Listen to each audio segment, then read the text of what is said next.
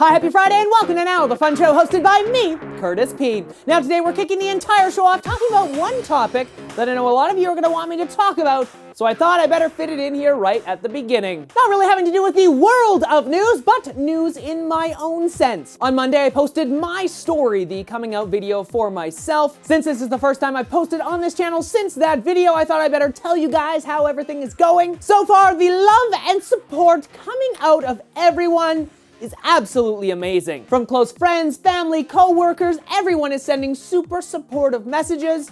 And I can't thank you guys enough. Thank you so much love. To the internet community, you guys have been more than supportive. Everyone's saying good things with very little backlash, which is kind of surprising to me because I thought something like this posted on the internet, wasn't really sure how it would work, but everyone has been very loving and very supportive, so thank you all so much. And if you haven't already seen that video, please check it out. There's a link in the description below. But now on to the actual news happening in the world. IGN breaking into the 2014 news here, releasing their most anticipated games for this year. Some of the top games on the list include Watch Dogs, an action thriller. The game's premise is that you're a hacker based in a Chicago-type city. It's a single-person, completely open-world type of game. In the shooter category, Destiny ranking at the top. It is a brand new shared world shooter. At least that's how they're promoting it. And in the strategy, sim, and tactics genre, of course it's The Sims 4. Yes, The Sims 4, one of the most anticipated games of the year, especially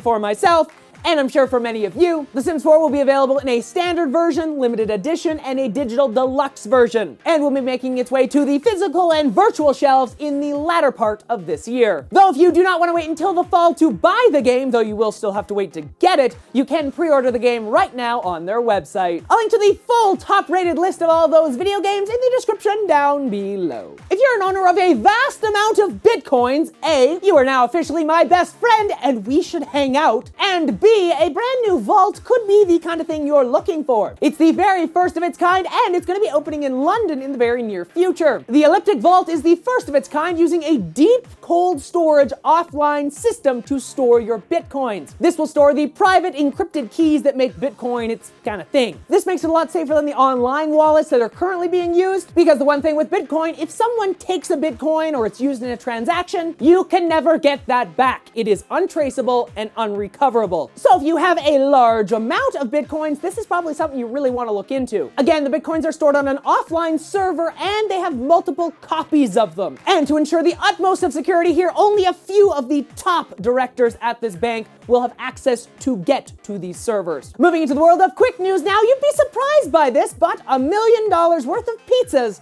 have been bought using the Xbox 360. Yes, last year gamers bought over $1 million worth of Pizza Hut pizzas through the app on the Xbox 360. Because if you've ever had one of those epic gaming sessions, Pizza Hut pizza is like the greatest thing ever. So the fact that you can jump out of your game quickly, build a pizza in the Pizza Hut app, and order it right from the console, boom! Pizza Hut, you have like an amazing idea. Samsung is gearing up to release its brand new S5. Yes, the Galaxy S5 is expected to be launched in April, and in a way of getting back at Apple for the fingerprint scanner, Samsung is working on an iris scanner. At the current time, these are all just rumors, but the Galaxy S5 may scan your eyeball to allow you to unlock your phone. The S5 is also expected to sport a brand new Touch UI, which could be a nice thing because not currently a fan of Samsung's UI. In tragic and scary news here, the first person has actually died from H5N1 flu. The first North American death happened in an Alberta hospital. The woman, age 20, recently traveled to China where it's expected she contracted the flu. At the current time, it's understood that it has been contained and is not spreading. Florida making interesting news today because they are pushing for the one-shot warning. Yes, legislatures are pushing a bill that will allow people to not only show a gun,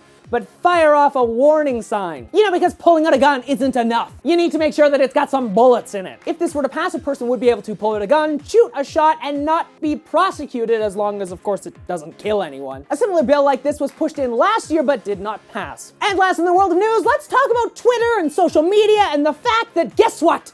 You tweet a lot. But don't worry, I do it as well, but it could be a sign that you may be self-obsessed. A study at the High Point, North Carolina University points to the fact that if you update your Twitter and your Facebook quite a lot, you may suffer from narcissism. The fact that narcissism could drive people to actually want to gain more followers on Twitter, and the study suggests that people may tweet more to attract more people to themselves. I just kind of want to stop here a second and just think about the grand scheme of social media. If you're posting stuff on Facebook and on Twitter and all the other places, the kind of main point of this entire thing is so other people see it. If other people didn't see it, it would be kind of useless. So the fact that they're kind of linking the two together is kind of weird. Because let's face the fact, you're on Twitter, you want people to see your tweets. It's just a thing. The study also looked at the number of times people would actually update Twitter and Facebook throughout the day. The study also found an interesting link between adults and updating their Facebook and Twitter and narcissism. So I thought this would be an interesting question to pass along to you. Do you think this study is true, that excessive Facebook and Twitter posting is a sign of narcissism? Or, of course, is updating Facebook and Twitter just like the normal way of communicating